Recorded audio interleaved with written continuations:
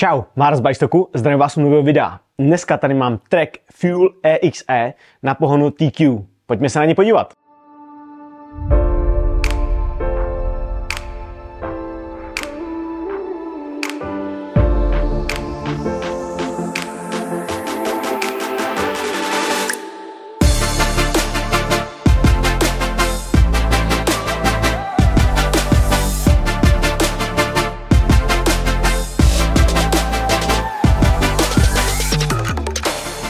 Trek Fuel EXE je další z konceptů lehkých elektrokol.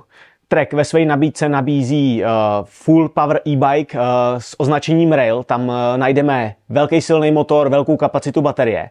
Tady ten model, konkrétně Fuel EXE, je koncept lehkého elektrokola, kde najdeme menší kapacitu baterie a méně výkonný motor. Konkrétně tady najdeme integrovanou baterku a pohon od německého výrobce TQ. Dneska se podíváme, komu bych ten bike doporučil, jak se na něm jezdí a v podstatě, co nám může nabídnout z pohledu výkon pohonu a přidaná hodnota toho kola, co se týče jízdních vlastností. Fuel EXE je trail bike, který je postavený na full karbonovém rámu, který nám nabízí zdvih 140 mm. Co se týče výbavy a konkrétně podvozku, tak tady najdeme vidlici od RockShoxu, je to konkrétně model Lyric Select Plus, který už má instalovaný Charger 3. Co se týče té pružící jednotky na rámu, tak tam je taktéž tlumič od amerického RockShoxu.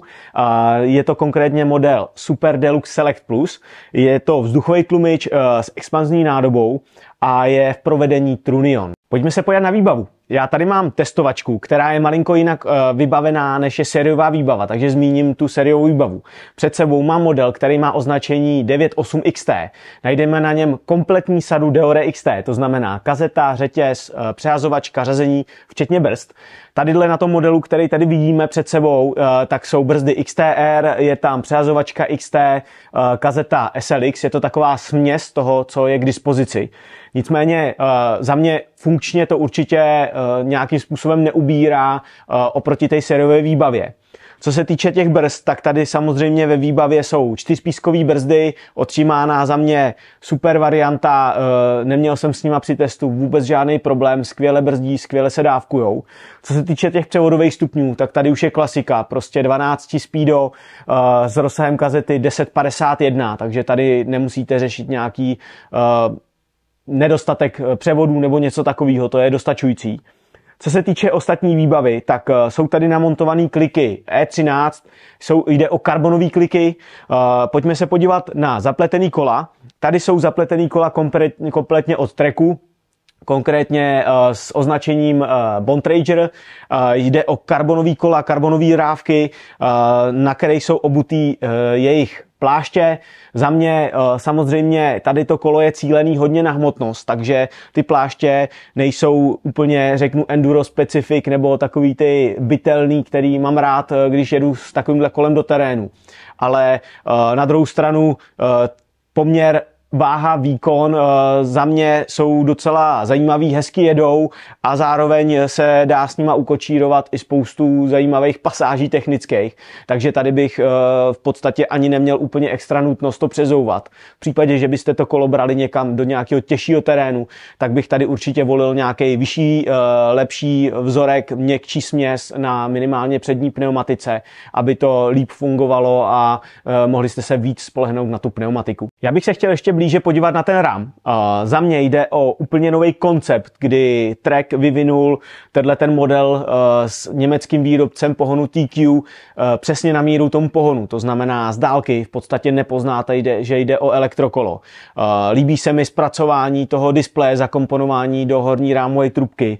Líbí se mi umístění toho motoru. V podstatě ze strany převodníků vůbec nepoznáte, nevidíte, že tam je nějaká motorová jednotka. Když se detailně samozřejmě na to zaměříte, tak pak poznáte, že tam něco je.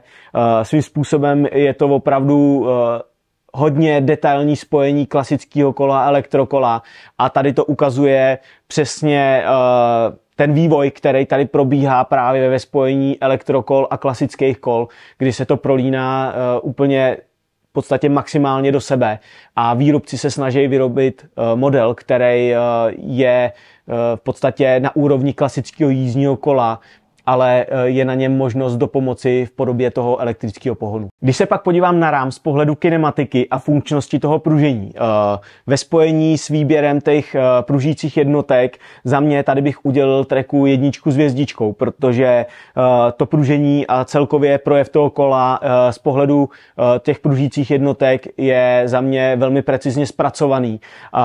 Zadní kivka je i na v podstatě jemných nerovnostech velmi citlivá a zároveň je dostatečně progresivní na to, abyste na tom kole v podstatě dokázali i třeba skákat, jezdit nějaký endurovější věci.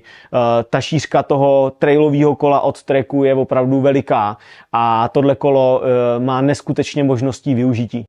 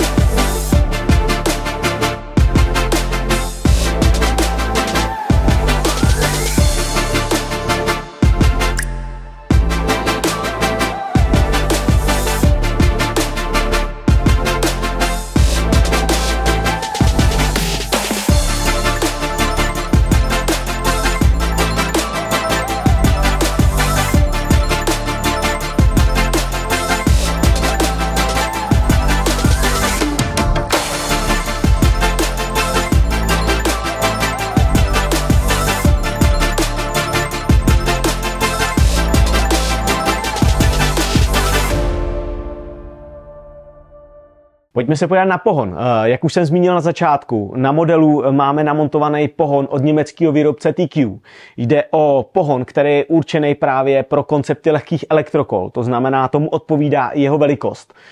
Ten motor je opravdu kompaktního rozměru. Co se týče toho zpracování a nějakých tabulkových hodnot, tak výrobce udává klasický jmenovitý výkon toho pohonu 250 W.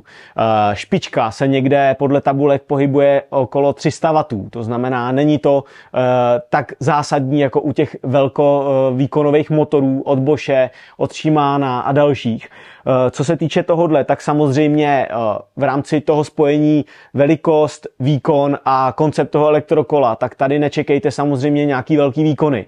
Ale zároveň při myšlence toho kola tak je jasný, že tohle kolo vám nabízí v podstatě takovou lehkou dopomoc při výjezdu do kopce, nabízí vám v podstatě stejný komfort jízdy jako na klasickém kole, lehkém kole, a v tomhle případě se budeme bavit o tom, že kolo kompletně váží nějakých 18 kg zhruba.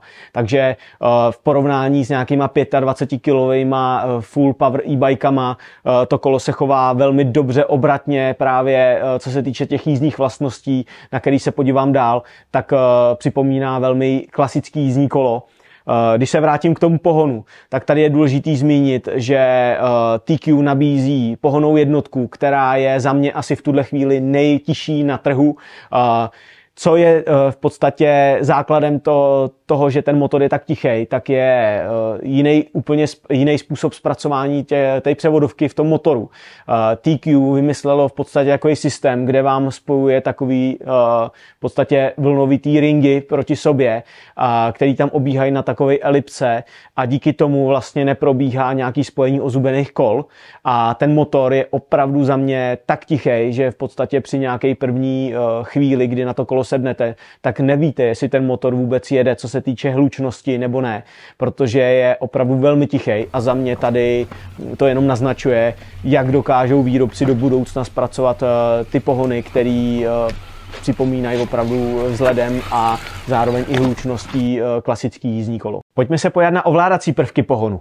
Pohon se ovládá kompaktním ovladačem u levého gripu. Jde o takový pogumovaný tlačítka, který za mě velmi dobře se ovládají v rukavicích i bez nich. Díky tomu pogumování se vám nesmekají ty tlačítka. Za mě velmi dobrá haptická odezva na těch tlačítkách je, takže víte, jestli jste něco zmačkli nebo ne. Navíc integrovaný displej, který je velmi pěkně zakomponovaný do rámu, vám dá zvukovou odezvu, jestli jste něco zařadili nebo ne. Na tom displeji potom vidíte všechny důležité parametry a údaje z toho elektrického pohonu i z toho kola.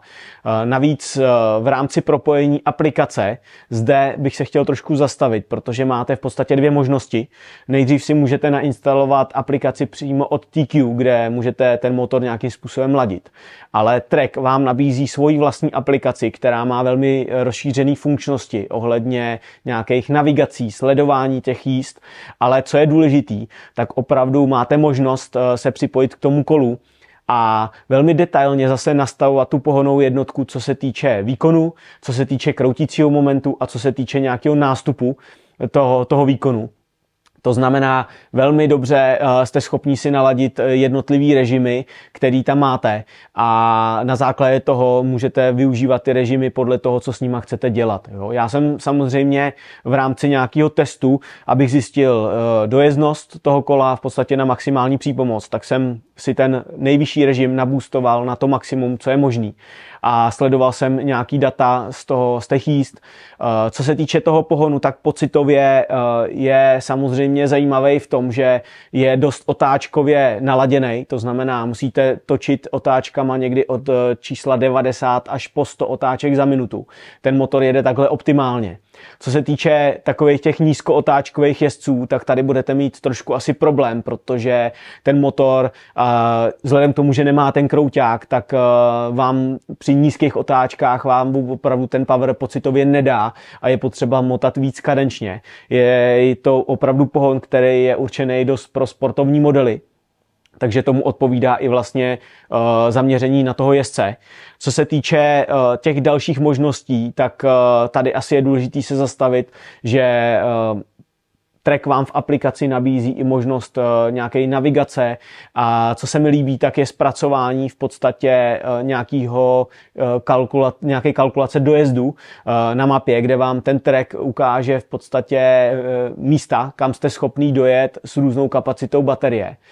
Co se týče toho přístupu TQ, tak se mi líbí i vlastně možnost, kdy on vám neukazuje dojezdy konkrétně v kilometrech, ale docela zajímavě vám kalkuluje dojezdy v časech. To znamená, jste schopný vědět, jak dlouho ještě na ten daný režim pojedete dlouho, tak aby jste věděli, kdy se vám ta baterie vybije. Z tohohle pohledu je to i velmi zajímavě zpracovaný při nabíjení, kdy vám tam vlastně systém sice ukazuje nějaký režim stavu nabití baterie, ale zároveň vám tam kalkuluje čas, kdy se ta baterie nabije do plna, což mně přijde velmi zajímavý přístup právě z pohledu toho, že máte jasný přehled o tom, jak dlouho se ta baterie bude nabíjet. Když jsme u baterie, tak tady je důležité zmínit, že v rámu je integrovaná baterie přímo taktéž od výrobce TQ s kapacitou 360 Wh. A je důležitý, že k systému dostáváte nabíječku, která je 4 ampérová, to znamená, tady musíte počítat při plném nabití té baterie zhruba nějaký 3,5 hodiny. Záleží právě, jak hodně ji vybijete. Samozřejmě to nabíjení v té první polovině je výrazně rychlejší, což je standardní záležitost než u té druhé poloviny. Když jsme u nabíjení, tak je důležitý zmínit tady nabíjecí konektor, který se nachází takhle v podstatě na vrchu spodní rámové trubky. Za mě je to hodně zajímavé řešení právě s ohledem, že většina těch nabíjecích konektorů se nacházejí někde v oblasti středu, kde dochází k velkému znečištění v případě jízdy v nějakém blátivém terénu. Takže tady v tomhle ohledu je super řešení, že máte vždycky ten konektor hezky čistý. Navíc je tady taková jednoduchá gumová krytka, která chrání ten konektor. A to umístění konektoru nabíjecího je velmi důležité umístění právě z pohledu toho, že vy máte možnost k tomu pohonu ještě dokoupit expandér, který je v podobě v podstatě košíkové baterie, která se jednoduše připojí k tomu nabíjecímu konektoru. Tady TQ nabízí externí baterii s kapacitou 180 Wh a v případě použití toho expandéru tak určitě ta dojezdnost se zásadně prodlouží.